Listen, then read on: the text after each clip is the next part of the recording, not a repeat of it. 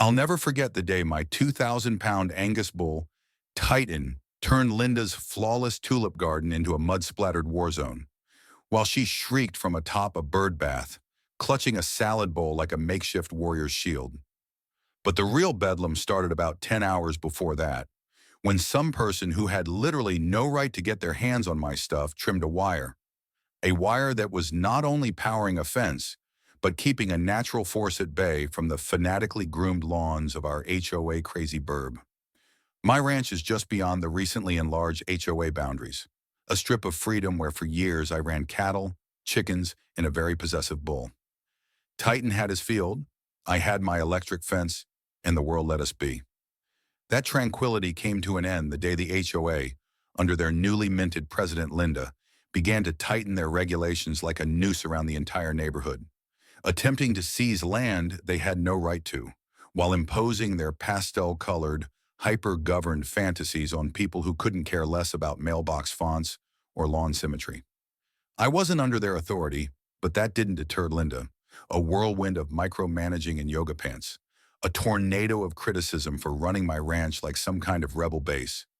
She complained about everything: the paint color on my barn, the height of my piles of hay, even the smell of my compost pile. Her latest fixation, my electric fence, labeled aggressive and a visual menace to the neighborhood ambiance. I told her straight, if she could do it without it, I'd be glad to hand her the wire cutters myself. She came back with thinly veiled threats of zoning violations, pointing to a map older than my tractor. I figured it was a bluff. Linda was pesky, okay, but not dangerous. I was mistaken. Later that day, while I was delivering feed in the next town over, my phone pinged. The fence had fallen. I considered it a power outage, but then the backup system engaged, and the gate logs reported the worst. The bull gate had opened, the current was out, and Titan, trained to recognize the hum and react the moment it stopped, was officially on the loose. I sped back, my mind with images of Titan tearing through the suburbs, but by the time I got there, the mayhem was going viral. Neighbors had filmed Titan trotting along tidy sidewalks like a rodeo champion, sending poodles fleeing and hedges flat. Linda's own backyard camera captured her standing in front of him, holding a pool noodle and a fanny pack, screaming HOA codes before she fled into a garden shed. My other cameras witnessed it all. Linda, wire cutters in hand, summoning a landscaper to cut the ugly wire. The moment it was cut, the system captured the drop, and the gate swung open smoothly. Evidence, neat and tidy. I drove over to watch HOA board members trying to herd Titan with patio furniture and blind hope. A guy dropped down a yoga mat. Another tossed kale chips. Titan blinked and, unimpressed, destroyed a wrought iron bench. Linda came out of the shed, potting soil-stained, yelling about stray bulls and public safety. I ignored her, pulled out my Bluetooth override, and sounded Titan's collar chime. His ears twitched. Like a wrecking ball in training, he trotted cheerfully back to me, tail wagging like none of this was at all unusual. I rewarded him with a beef pellet, took him home, and encountered a stony throng. Linda tried to spin the moment as if she were the heroine, until someone yelled, "You let him out, Linda!" Phones were already rolling, capturing her face twist from fury to fear. The landscaper, my cousin by the way, threw her under the bus. "She told me to cut it," he said. I didn't even have to utter a word. The truth was already going viral. I fixed the fence, reinitialized the system, and checked out the tape that night. Linda hadn't merely nipped a wire.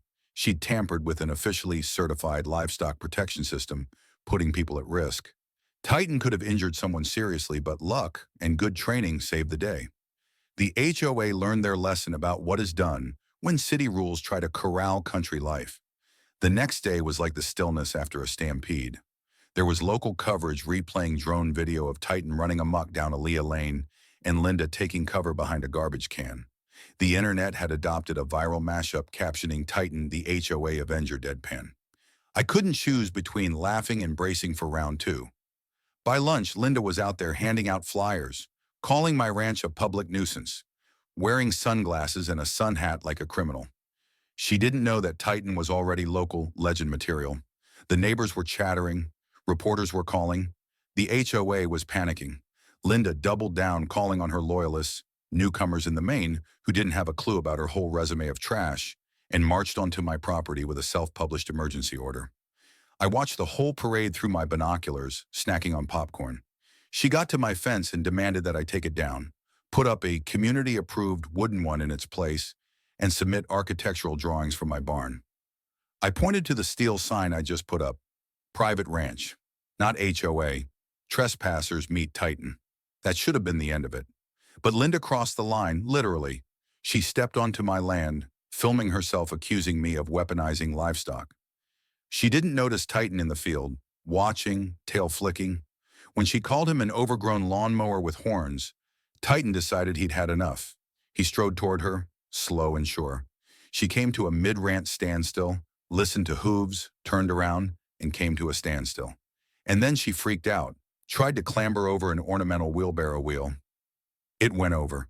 She flailed onto a compost-heaped wheelbarrow, legs in the air. Her crew got it. One of them chuckled. Titan snorted and strode off. Drama queen title retained. Muddy Linda screamed about inspections. I shouted, "Next time, try making an appointment." The next HOA meeting was a farce. Linda, martyred in clothing, accused me of domestic terrorism and showed an obviously edited video of Titan. Someone shouted, "Play the real one." Phones airdropped the original. Linda disconnecting the wire. Titan frightened by a gnome, her hiding in a garbage can. The room erupted into laughter. The landscaper, again my cousin, stood. She contracted me to cut it, said it was decorative. The board put Linda on hold pending an investigation. She stormed out and complained about filing lawsuits. The next day she complained about zoning. I showed up in the office with deeds and permits and footage from the cameras. The official laughed at her photoshopped monster bull printouts and threw out the case, though warned she would try to sue. I passed along audio of her saying, "Cut it, he'll never know," to my lawyer, gearing up for counterfire. An insurance adjuster came by, impressed with Titan's calm composure, decided I was due damages. Linda's emotional distress claim was laughed out of the room. Her last gambit? A fake expert called Brent, who at the next meeting misidentified a goat as a bull. I played video. The audience cheered. Brent ran. The board banned Linda for life, billed her for lawn maintenance, and implemented a new policy respecting rural properties. A few days later, Titan walked through a wide-open HOA gate, rolled through Linda's sprinklers, and ran over a flamingo. She charged with the rake, slid into her koi pond, and came out wet with algae. I saddled up Titan and left without a word. I hosted a bull safety BBQ there that evening. Titan t-shirts, a crooked HOA flyer-shaped cake. Linda lingered, crestfallen. The sheriff eventually justified her complaint was void and warned charges over the fence. She wrote apology cards and left Titan a gift card, admitting she'd lost her hold. She moved away weeks later, taking one final glance at Titan as her truck drove off into the distance.